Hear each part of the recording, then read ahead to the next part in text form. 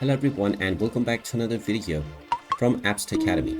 In this video, I'm going to show you how to change the stream quality on the Twitch application.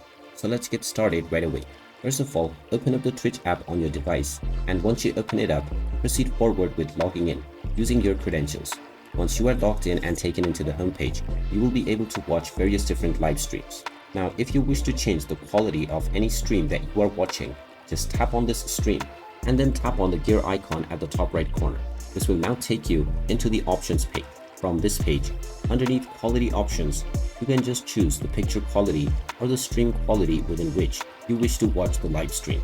Once you have chosen your quality, just tap on the apply button, and now this will play the live stream using the resolution or quality that you just selected. And there you have it. That is how easy it is to change the live stream quality on the Twitch application. If you find this video helpful, make sure you hit that like button and subscribe to our channel if you haven't done so already.